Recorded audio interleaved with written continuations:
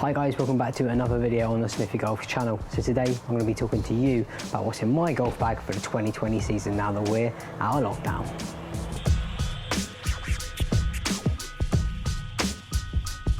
Let's open this bag up and show you guys exactly what I'm playing this season.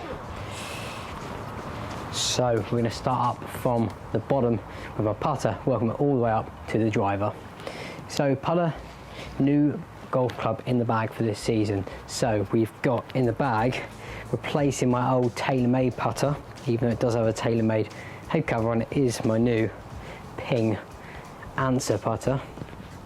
So this is something that I was thinking about getting for a little while. It is a bladed putter, a very, very kind of traditional feeling putter, and it's amazing. I've got to admit, it's a refurb putter, so you can see from the pictures here, it is very, very kind of smart. I love the stamping on the back as well. I think it looks absolutely amazing. It's absolutely beautiful. Only one thing I might change about it is the grip. It's got the kind of original Ping grip on it, whether that's been put on more recently since the club come out, maybe. It's a little bit tacky still, but it's quite thin, so it doesn't really suit me. But a few times I got out on the golf course in the last week, I've absolutely loved my putting. So I've got to admit, I'm absolutely in love with this and glad that I changed it. So next up, let's have a look at the wedge. So I play a 58-degree lob wedge, and that was actually in my bag last year as well, and it's exactly the same one. So this is the Ping Glide. I've had it for a little while now. It's got a few bits of wear and tear on it, so as you'll be able to see, it's seen slightly better days, but it still gives me quite a lot of zip around the green. Something that I've always enjoyed. I have found that the grip is becoming a little bit slippery. It is a multi-compound grip. It is a little bit slippery, so I find when I don't quite grip hard enough, sometimes my right hand's slipping a little bit on the right, the red bit, sorry, of the Golf Pride grip. So that is something I think I need to change soon. I don't know how much more wear I've got out of this. Wedges are something obviously you want to be changing quite often, so I don't know whether that's something I will be changing in the near future, but it served its purpose pretty well. I had it in my bag for now 2 or 3 years, and I always really enjoyed the feel of it. I might potentially think at some point about changing it out for maybe a Cobra wedge, quite like the versatile wedges, so that might be being changed soon. So next up we've got the irons. So I have got and play the Cobra FP irons. I think these are the second phase of these, or the second variations of these. I got these quite luckily from when I worked at American Golf for a ridiculously cheap price.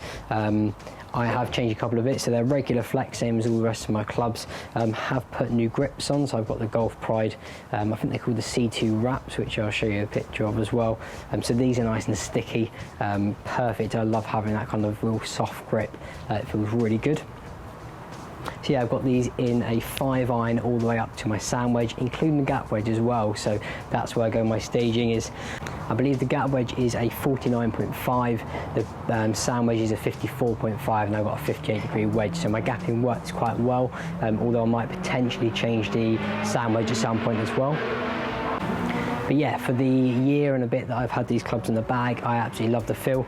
My old irons were the Rapture, the Ping Rapture wedges. They're really chunky. These aren't too bad, so from a profile point of view, they don't sit too bad down at the ball. They're not overly chunky, but still have that little bit of forgiveness and the weight at the bottom in the back there as well. So they still help me out being a mid to higher handicapper. So going into the top end of my bag, so I don't have a 4-iron. I find lower irons quite hard to hit, so instead I've got a couple of hybrids. So first hybrid I got is my 4 hybrid, which is the Cobra F8. It's a 22-degree hybrid. It's got a nice grey kind of matte finish and the baffler railings in the bottom as well. Always felt really good with this. Again, it's got the standard regular flex shaft in it. It's the Rogue Pro that Rogue Pro that comes in all of these clubs as standard. Yeah, always really liked hitting this. It's perfect for me for a kind of, I can hit it anywhere between 180 and 200 if I really get a knuckle. So yeah, it's a club that I'm glad I put in the golf bag, and I'm really glad I don't hit a 4-iron, because I think I really struggle with it. So next up, I have got a bit of a gap, and this is because my other hybrid is a 2 hybrid. It is an old Titleist 17 degrees, so I do have 5 degrees of difference there. I think that might be something I need to address. Sometimes when I really get hold of this, I can get kind of 210 out of it, and I do sometimes feel there's a bit of a gap between my 4 and my what is a 2 hybrid. 5 degree of loft change is quite a lot, and I do find that's a little bit hard sometimes.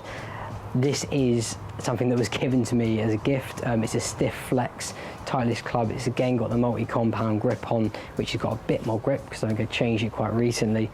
But yeah, it's more of an off the tee club really. I do find that when I just need to find a fairway and need like a kind of 200-ish plus shot, this is absolutely perfect, especially if I've got quite a narrow fairway to be able to hit. It's definitely something that's good, and I'm really glad I've got it in the bag, but might just need to work on what that gap looks like. So then I go down into my 3-wood.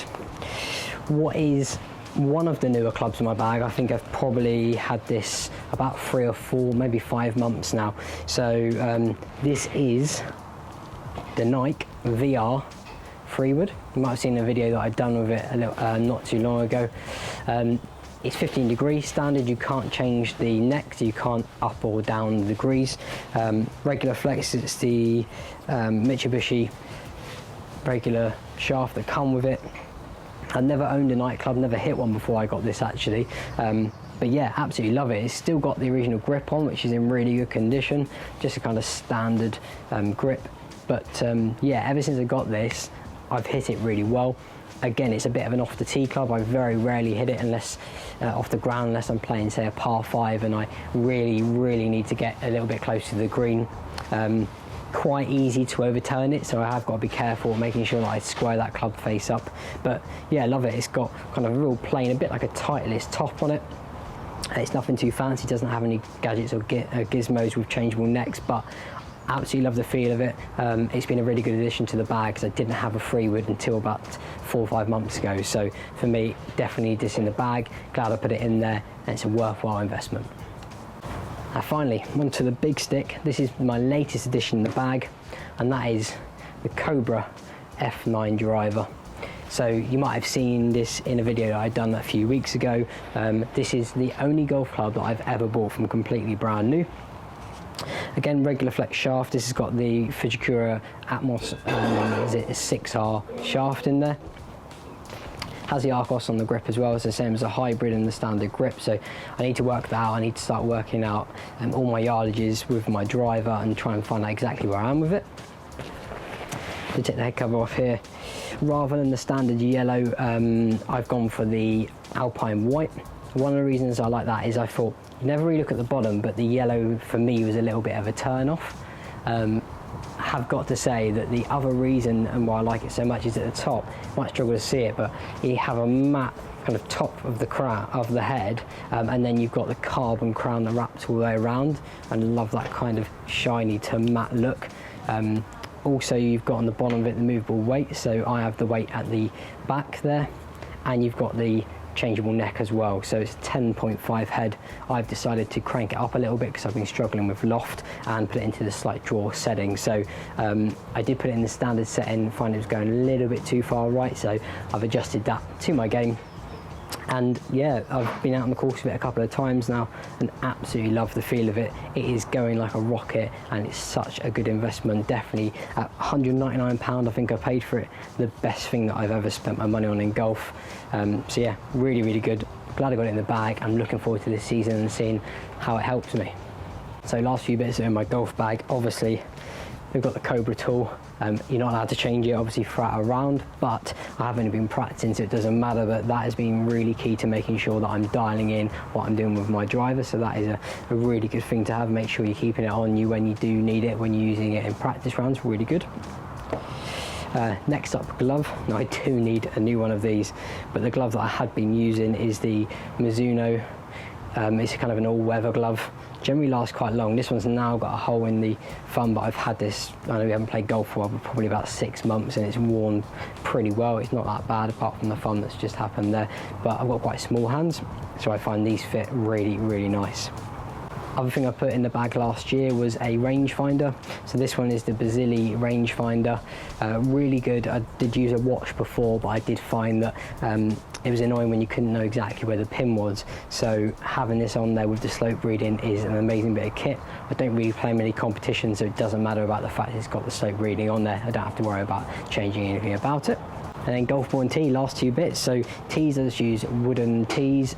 Try not to use plastic tees, you know, environmentally friendly and all that. I do like the plain white as well. It's quite a kind of old school, just standard. Love the feel of not hitting onto a plastic tee and that sound as well. It just feels a bit more natural. And last of all, golf balls. So I did used to play, and I still do when I can afford to buy them, the TaylorMade Project A, because they're nice and soft and they spin a lot. Recently though, a friend of mine at the club managed to go and find loads and loads of golf balls. One of the things that he gave me actually a big box of golf balls, had a few of these in, and that's the Titleist Pro V1s. So where you can obviously play the best golf ball in golf, I do. You don't find many of these in the golf course. I've probably got about a handful. Other golf ball I use quite a lot of would be something like the Strixon AD 333. Again, similar kind of a well-performance golf ball, and enjoy the feel of them as much as I do something like a Pro V. But yeah, knowing you're playing one of the best golf balls in golf definitely is a real confidence thing. And I do find that having that better confidence, knowing I've got the right clubs in my bag, playing a decent golf ball, make all the difference. So guys, let me know in the comments down below what you think of my golf bag for this season. Let me know what you've got in the golf bag at the moment, and I look forward to seeing you guys very, very soon.